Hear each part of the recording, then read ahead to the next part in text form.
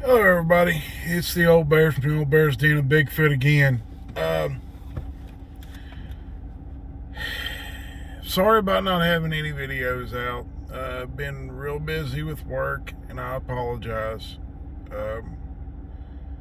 Been going through a lot here lately with my dad's memorial last weekend. This is May 22nd. We had his memorial on the 15th. And I apologize. I should have put some videos out last week and I already put some out this week, but I didn't. I hope you can forgive me. It's been a real tough last 2 or 3 months, getting everything ready for my dad's memorial and doing stuff for my job. And I apologize for that. Anyway, I have an account that came from a gentleman that I had met a few years ago in Arizona. He lives in New Mexico. He works there in Arizona, and I met him through my job. And that's all I can say about that, because I don't want to say what he does. But it has to do with my job. And anyway, this gentleman called me. He is a viewer of the channel. I met him a long time ago before I started the channel. And he called me and didn't know that it was me that he was calling. So I knew him before the channel started. And I just wanted to bring his account to you. This one involves 3 major cryptids. Where he works, he left there one evening. Now, he is of Native American descent, and his wife is full Native American. He is half Native American. And he lives in New Mexico on a street with just 2 other houses on it, and his mom and dad lives there, and his cousin lives in another house. Now, his parents have their own home and everything, and they live at the end. His cousin lives between him and his parents. Him and his wife live in a small home that they had built for them. It's all family property, and I just wanted to tell you that he's a very solemn man. He works, goes home to his wife. The gentleman has no reason to lie about what he saw. And it happened on a Thursday evening. He was leaving work. He worked 12-hour shifts, or they had him on 12-hour shifts for a while.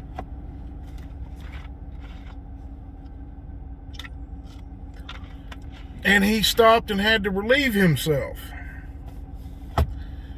And he really had this weird feeling. He'd left work, he's almost off the company's property, and he had to go to the restroom.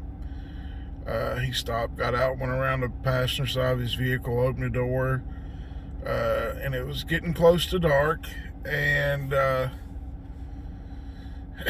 he used the restroom, and he started feeling like something was watching him. Well, he started looking around, and then he looked around behind him up on a little butte. That's probably 150 yards between him and this creature that he saw. He saw this creature. It was standing there, and then it crouched down and howled. And he said from what he could see, it was very large, probably in the 8-9 foot range, probably maybe bigger. Long arms, not real thick arms, not real thick legs, but the legs were shaped kind of funny. So he jumped in his truck, shut the door, slid over, got in the driver's seat, and took off. And He did that, got home, told his wife what he saw, and she looked at him and said, "Don't you know what you saw?" And he said, "No." He said, "I have no idea." And she looked at him and said, "Yeah, you saw a dog man." By his description, she knew what it was. She's full Native American, and it's in part of the lore out in the Southwest, and that's where this happened. This happened in Arizona, so it's the Southwest. And they had dinner, had a quiet evening at home. He didn't have to go to work as early the next day, so he stayed up a little bit to watch some TV with his wife and spend some quality time with the love of his life. And about 9 or 10 o'clock, he got up from the chair and walked out on the front porch to he sat out on the front porch for a little bit, and he heard something. The same thing that this creature did when he was there at work. He heard the same howl, and howled a couple of times, and then he heard a different howl. He said it sounded more like a woman being molested and her screaming for her life. And we know what that is. So at that point, he gets up and goes inside and tells his wife, and his wife comes out and listens and says, "Well, that's a dog man scream, howl." And then she hears the other one, and she says, "Oh my God, it's a Bigfoot." They don't get along too well, and she's telling her husband all this stuff. And then everything gets real quiet around the house, and the dogs at this point have went underneath their house and are laying down there whining, and then all of a sudden they shut up. And then they hear tick, tick, tick, tick, tick, tick, tick, tick, tick, tick, tick, tick, tick, tick. And at that point, they're like, "What the heck is that?" And it's coming up the road, and they're kind of wondering what it is, but the husband pushes his wife inside the house, goes in, shuts all the lights off on the outside of the house, shuts all the lights off on the inside, closes all the blinds, gets out his rifles and shotguns, and gives one to his wife and tells her that if anything gets in the house to keep shooting until she's empty, and then use the gun as a club. So he's battening down for battle. He's believing these creatures are coming after him.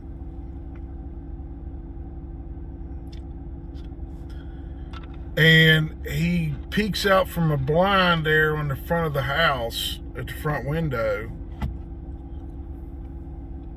and looks out towards the street light. Now there's three street lights on this street, and one at each house. And the one at his house is off to the left, the first corner that you come to his property. Just at his yard, actually, not on the property, but at his yard. And this thing steps out into the light there underneath that street light, and he said it was grotesque. And he just started describing this thing to me. Now, this thing appeared to have antlers on its head, a skull of possibly a deer, maybe a big mule deer or something of that nature on its head as a head, and it was very thin and had sharp teeth,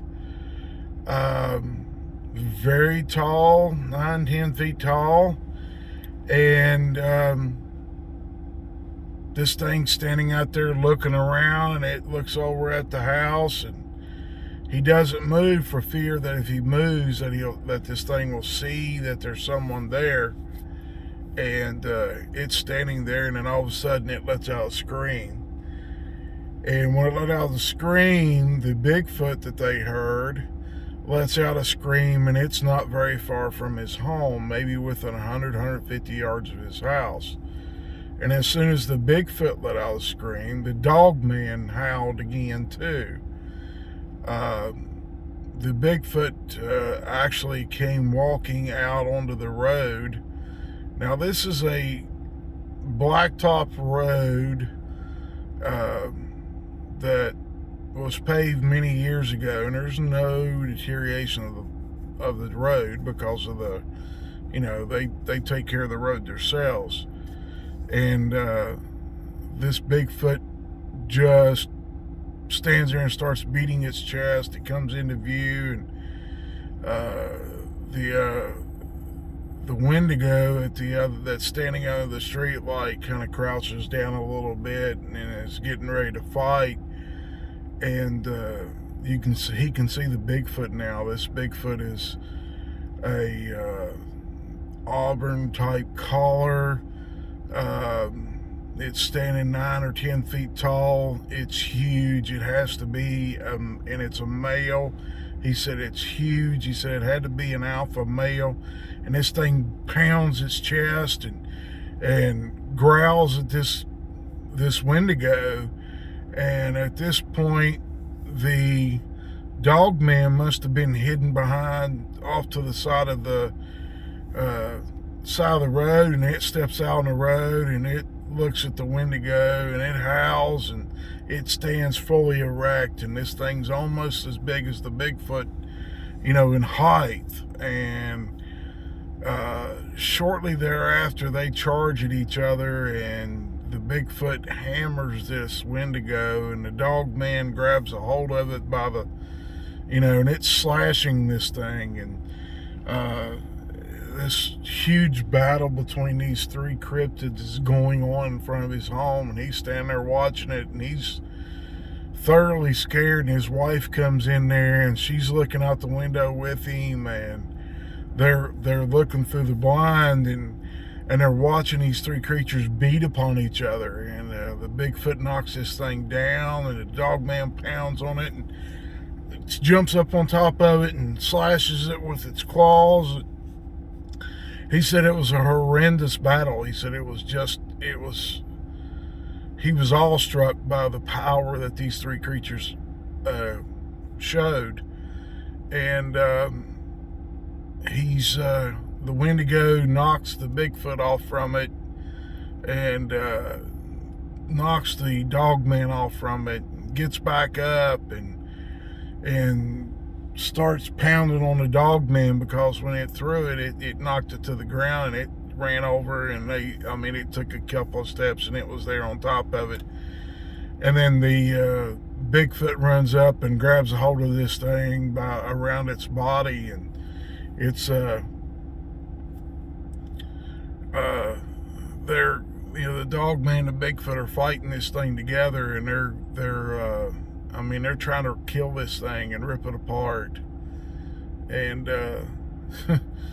well, they succeed in ripping an arm off, and this thing finally takes off into the darkness, and the other two take off chasing after it. And for the next 2 or 3 nights, they hear the Bigfoot howling like it's claiming victory. And they didn't hear the Dogman, but they heard the Bigfoot. Maybe the Dogman lived in another area or whatever. But if the three of them come together for this battle, and this gentleman and his wife, they see these creatures, and they describe them, and it's a classic Wendigo, a big alpha male Bigfoot, and a big alpha male Dogman. It's a pretty epic battle, and they were all struck by the sounds that they were producing when they would connect with fists or hands or claws or whatever. And they ran this creature off, and they've never seen the Wendigo before, never had any problem. None of their family had any problem with one. And they've not had any since. And he called me here a couple of weeks ago and told me about it. And it had happened the week before, and it took him a week to find my number, but I don't know why, because it's all over the channel. Anyway, that is his account of 3 huge cryptids fighting, having a battle royal between them. And it sounds like the Wendigo either got ran off, destroyed, or killed, or whatever. And the Bigfoot and Dogman may have survived. I mean, the Bigfoot definitely survived because they heard it. They don't know about the Dogman or the Wendigo, but the Bigfoot definitely was claiming victory. So let me know what you think, people. Friends, I hope you enjoy it. And if you do, give me a thumbs up. If you don't, let me know what you think about it in the comments. I hope you enjoy it, and we'll see y'all next time. Bye-bye now. Bless you all.